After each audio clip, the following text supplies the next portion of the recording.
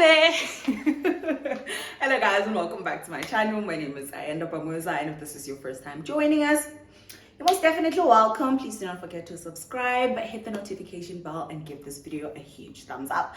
I'm sure you can tell by my energy and the tone of my voice that homegirl right here is excited about the recipe that she'll be dropping today. And like, obviously you can tell by the title of the video, but let me just give you guys a brief explanation as to the vision that I have for this channel for this week specifically. We are fast approaching Easter season. It's literally upon us, and many of us will be heading back home. So I just wanted to share with you guys through the course of the week, share with you guys some amazing recipes which you can try with your families, your children, your partners. Just something that will scream Easter, something that you can make for your entire family. So today I'll be making some Krispy Kreme inspired donuts with different flavors, mouth-watering flavors. So like always guys, let's go through the list of ingredients.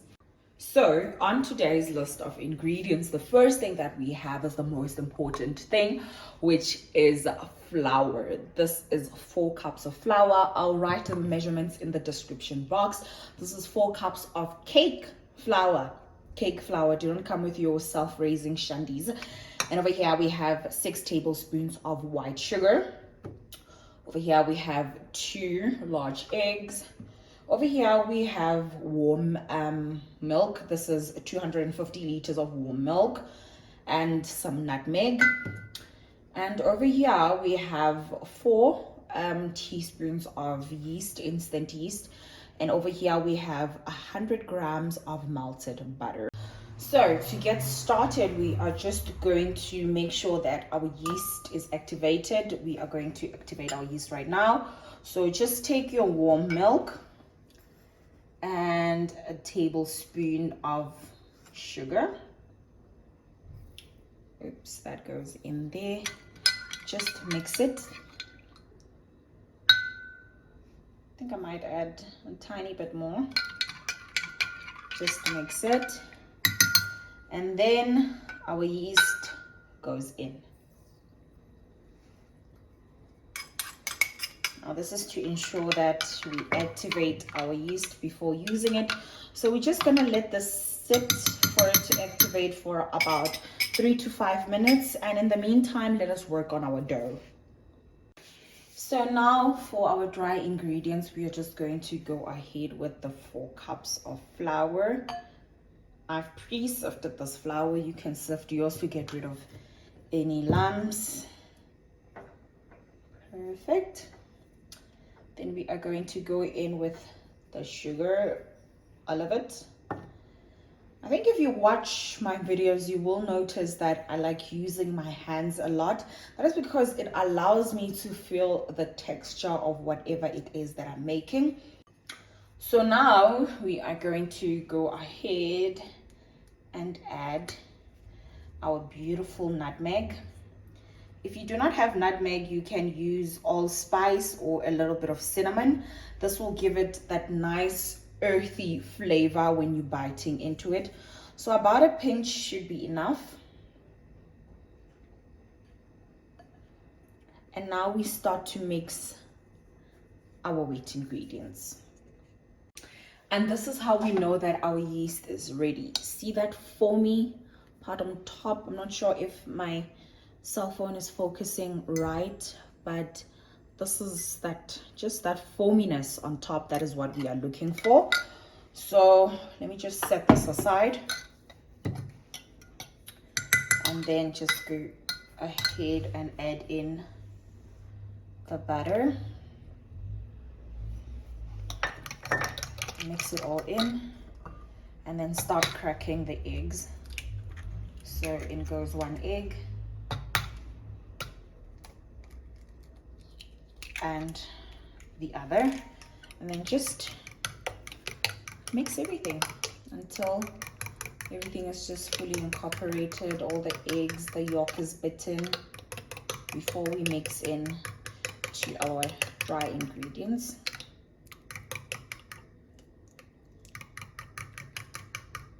That looks just about fine. So we're going to bring back our flour friend over here, and then just create a nice little well inside, and then in goes half of the mixture, and then yeah, we are just going to work everything now.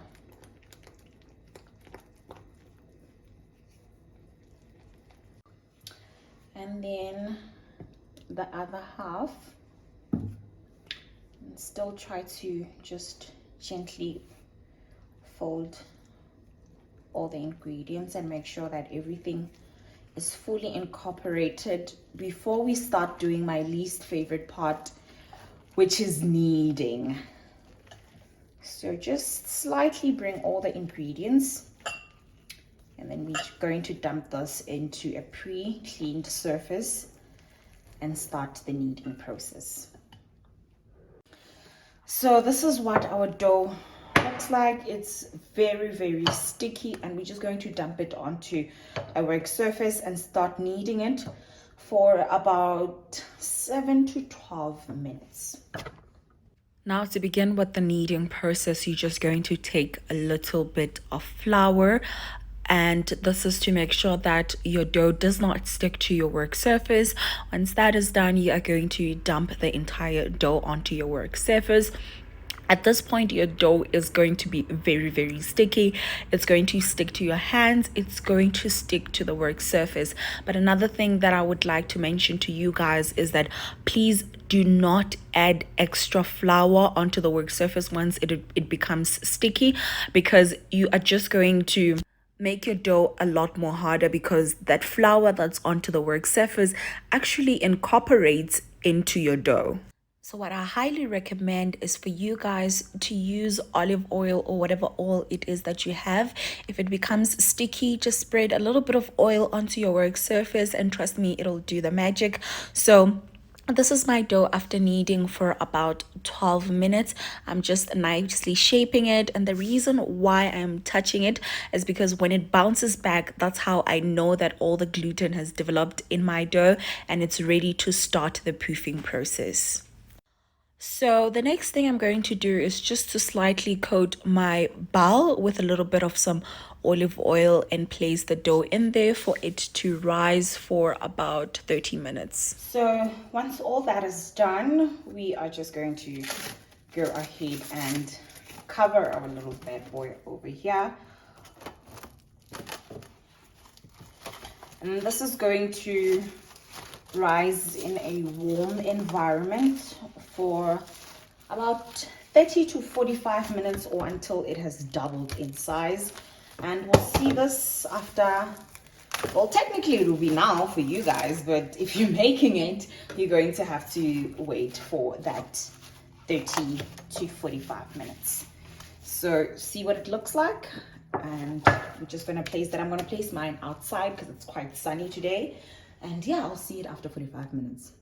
So now that our dough has doubled, more like tripled in size, look at this. Oh, it is perfect, super soft, just as I'd like it to be. We're just going to dust off our work surface with a little bit of flour and punch our dough down to release any of that air. Then we are just going to roll it using my hands. So when it comes to this part, you can actually start using a roller pin. I looked everywhere for a roller pin and a cookie cutter. I could not find them anywhere. So you guys are going to have to excuse me. I think I'm just going to grab a water vase and then use it in substitute to a rolling pin. So to shape mine, I decided to use an old plastic cup, and for the hole in the middle, I decided to use an alcohol shot.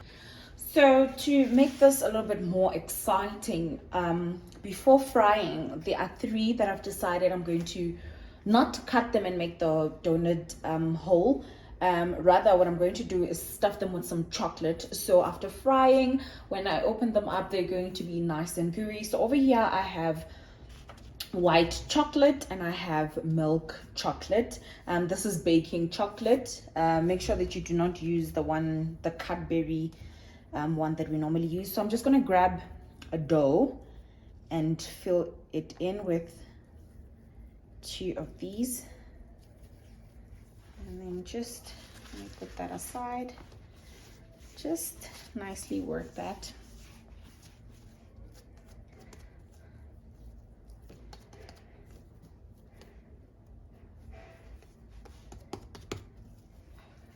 And just make sure it's a nice lovely circle.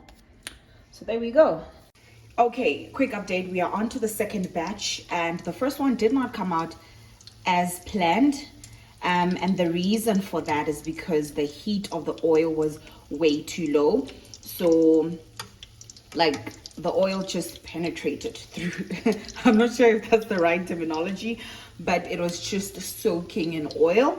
And at least I know where my problem was. But other than that, the oil now is still perfectly fine. Still keep it on level 3. Just wait for it to bring up to temperature before you can start throwing in your donuts. So just trying to get it to focus. It's not. We are going to place these on a paper towel to drain off the excess fat before we start decorating. So while we're waiting for the rest of the donuts to finish off, I'm just going to go ahead and show you guys the toppings that I have today. And over here I have 2 tablespoons of icing sugar, and this is what I'm going to use to make the original glaze. And over here we have cinnamon sugar. This is just sugar with cinnamon caster sugar. You can get this ready made at Woolworths. I think it retails for about 16-17 rand.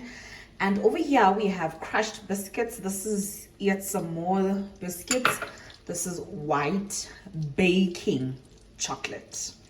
And over here we have some peanuts, some little eggs, Easter eggs, I don't know what they call them. And over here we have some sprinkles. And over here we have some crushed Oreos. And here we have milk chocolate and this is some pink food coloring. And here we have some vanilla essence, and this is a shot glass of milk. So the first thing I'm going to do is show you guys how to make the original glaze. Pardon the noise. So to begin, I am just going to add a tiny bit of milk into my icing sugar, little by little.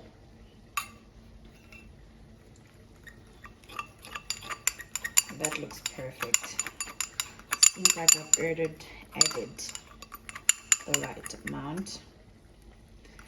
And it's that simple. That's literally how you make a glaze. I'm going to go ahead and add some vanilla essence, and then just mix it all.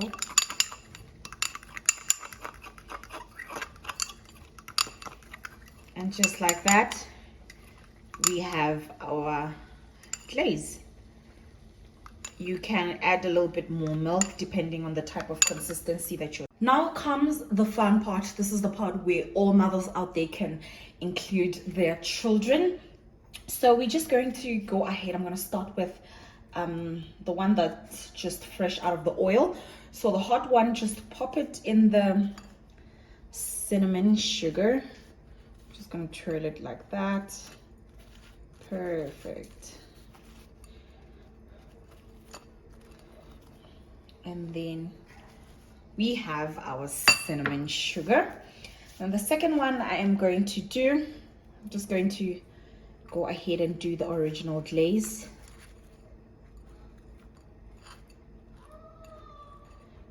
Again, just make sure you get everything. Just gonna use a spoon to try to reach the areas that are hard to do so. And oh my gosh, delicious. And then again, I'm going to go ahead and into the glaze, not too much. You just want it to be enough to help the biscuits to stick on. So do that.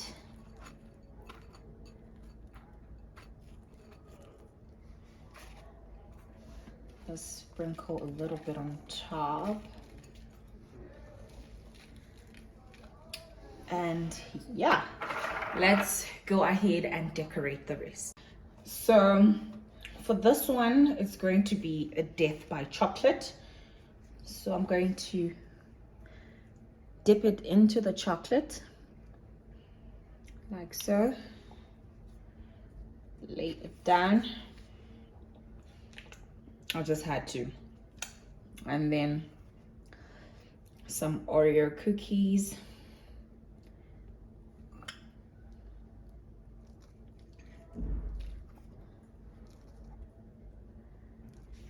And then just go ahead into the white chocolate. And then just,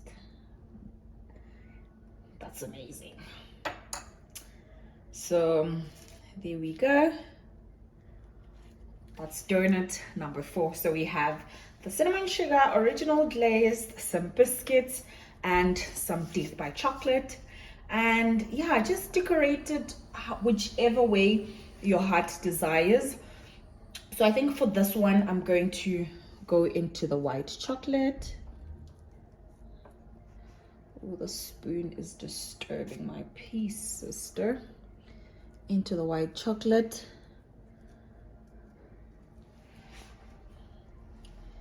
And then try to open up some of these, and just hopefully it doesn't fall into the hole. Yeah, I'm just gonna place these on top of our lovely donut, and we'll keep on decorating the rest.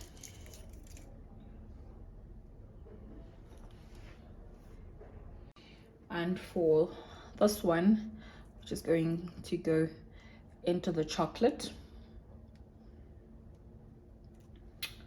and then into the peanuts. Just going to try sprinkle them on top.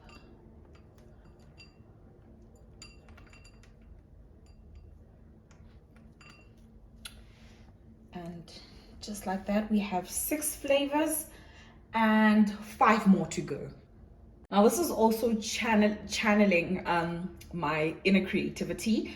So I'm trying to think of different flavors I can make. So I've decided I'm going to do a duo. I'm going to go half chocolate, white chocolate, and half of the milk.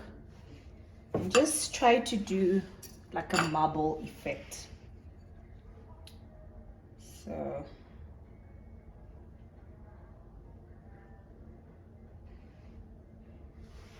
oops.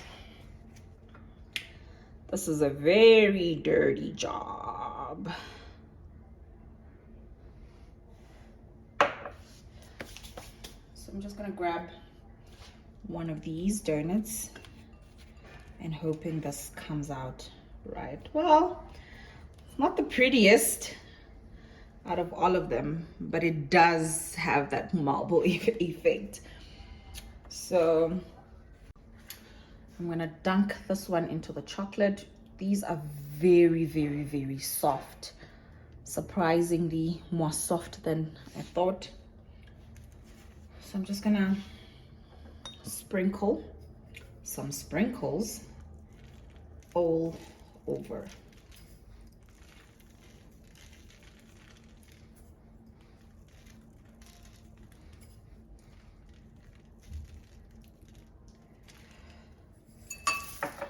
this is a very dirty job. That's why you need kids to do this, because I'm sure they love this part. So I'm just trying to think of 3 more flavors that I can create, and I think I'm just going to go ahead with the white chocolate.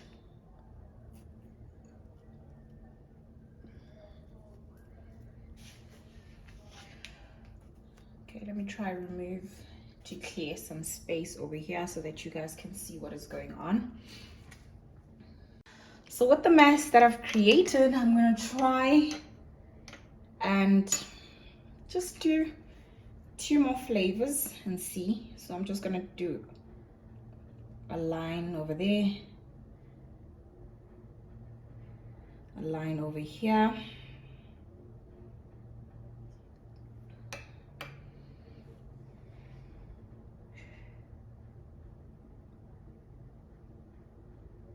Oh child, this is some arts and culture. That's why I said this would be fun to do with children. You can imagine the type of toppings they would use. You can even do a mini competition over Easter and say whoever has the best decorated donuts wins something. So I'm just gonna go ahead with a toothpick. That is 1. Oh, this is beautiful and satisfying at the same time. 2 more flavors. Okay, now for the last 2, I'm going to just go ahead. White chocolate.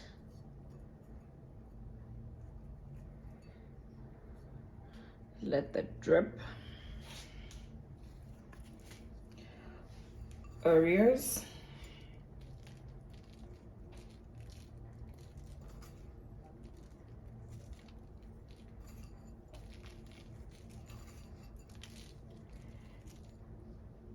And that's it. So last but not least, if you're someone that likes plain donuts, you can actually just keep them very simple and not decorate really. They still taste very delicious even when they are not decorated. So for the last part of it, I'm going to add in the pink. So for the last part, just going to add a tiny bit of food coloring. I hope you guys can see it. This is a bit too much, so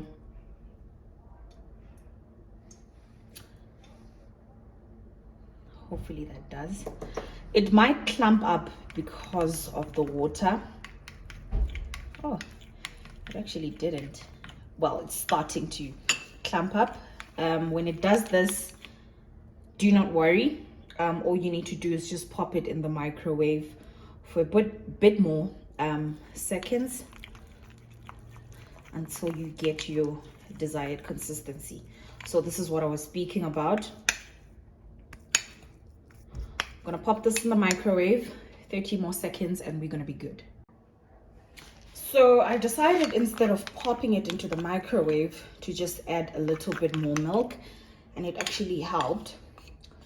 So for the last donut, just pop it in our pink milk chocolate.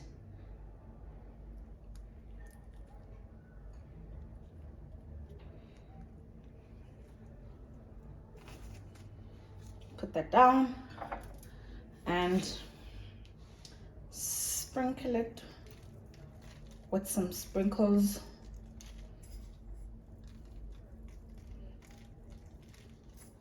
And just like that. So I'm just gonna quickly present it in a platter for you guys before I end the video because I'm starving. So this is what the final result looks like. Here we have our biscuit, here we have our marble-ish, and here we have our pink and sprinkles, death by chocolate with Oreos. Here we have our Easter eggs, some cinnamon sugar, white chocolate and Oreo. Here we have our loaded sprinkles. Here we have the original glaze, and last but not least, some cute marble effect that's going on there. You guys definitely need to give this a try.